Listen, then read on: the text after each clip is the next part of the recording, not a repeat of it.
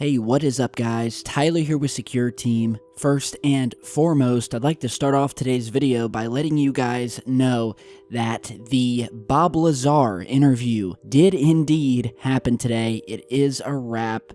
It was an amazing interview. I sat down and did a Skype call with both Mr. Lazar and Mr. Jeremy Corbell, who is the filmmaker and director of the new film coming out based around Bob Lazar, what he did, what he's been through since, because this guy has been basically a ghost for the past 30 years. Now, I did say earlier in the week that I would be doing the interview today and that I would be posting it today. However, a little bit of bad news. Well, it's not bad news, but it does kind of suck that I have to let you guys know that the interview will not be out today.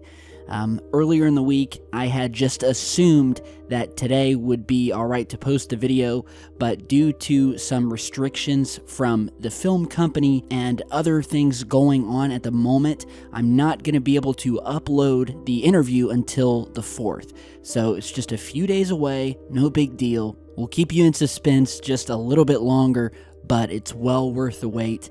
I sat and spoke with Bob and Jeremy for over an hour. Very, very eye-opening interview. And I can't wait for you guys to hear it. The story of Bob Lazar and his work at Area 51 has been hotly debated for years. And hopefully with this interview, you guys will get a few more answers to this story. And it'll help you inform your own opinion and decision regarding it. So with that, Alaska posted a video yesterday about the massive earthquake that occurred there, and since then, the state has been hit by more than 250 smaller earthquakes since Friday. And while the situation continues to be monitored, the cleanup has started, and Alaskan officials say that infrastructure remains the greatest concern after the earthquake. So I hope you guys are all safe out there. Stay tuned, and if there's any more news about this, I'll definitely post on it. We also have some news also coming from NASA after they've spotted a, quote, super shiny object on the red planet's surface, and that they're actually going to be sending the rover back to where the object is for a closer look. So here you're seeing an image of the strange, what they're calling a golden rock, that scientists spotted in a wider image and have now decided to go back for a closer look because apparently the thing is shining way more brightly than anything else around it, almost like it's a metal fragment of something, possibly an artificial metal fragment that may have been melted down by something. Maybe it's a meteorite, maybe not, but it was strange enough for them to go back and want to take a look at it, and they're going to be doing some chemical analysis of it.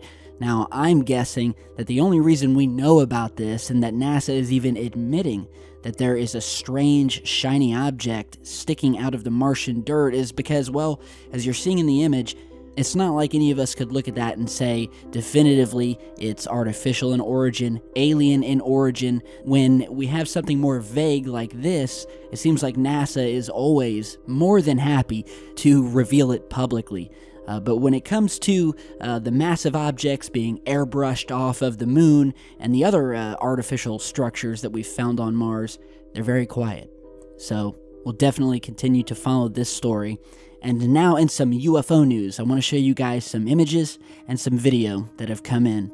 The first of which is actually very fitting with the fact that I did the interview with Bob Lazar today, because if you know the story around Bob Lazar, he is famously known for having worked on a flying saucer at Area 51, alien flying saucer. In fact, he said there were 9 such alien vehicles being stored, at least that he saw, at the secretive base. And so in this video, we have here in slow motion, it happens quick, what appears to be a shiny metallic saucer-like object caught blasting past the camera. So we have the clouds here in the background, and if you look down to the lower right part of the screen, we see the mystery object come into frame. Automatically, we can see this reflective light bouncing off of it. It looks very smooth, doesn't look to have wings or anything like that would cause me to believe that, yes, that's immediately, it's a bird, it's this or that. It looks very saucer-like.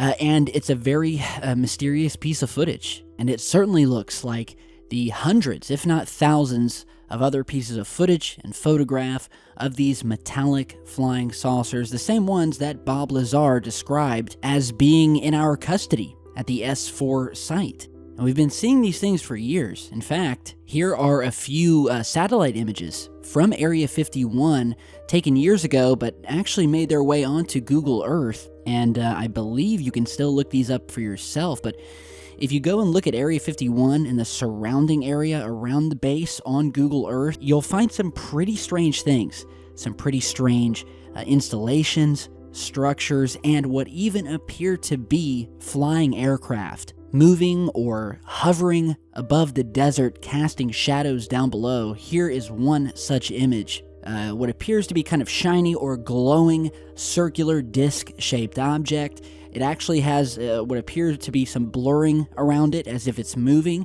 We see the obvious shadow being cast by the object down below. And here's a bit of a better angle that gives us a better idea of how this thing was moving. And if you look to the left, it does seem to have some motion blur trailing off the left side of this thing, going to the left, as if the object was moving as the satellite photo was taken. Now here is another satellite image at Area 51 of yet another strange saucer-like object, again seen hovering above the surface. We have a shadow being cast down below, and what appears to be possibly a dome sitting right in the middle on top. It's almost kind of donut shaped, and there seems to be some blurring and some other stuff going on. I don't know, but it's definitely a mysterious image. And if you go look, you'll find these things all over the site. So back to this footage, tell me what you think. Definitely an unidentified object of some sort. And here we have some more footage, this time taken, we have this sort of up-close shot of the moon, where the astronomer who took it caught something moving much closer to the moon, it seems, and at a very slow speed, just sort of drifting across the surface and back out into space.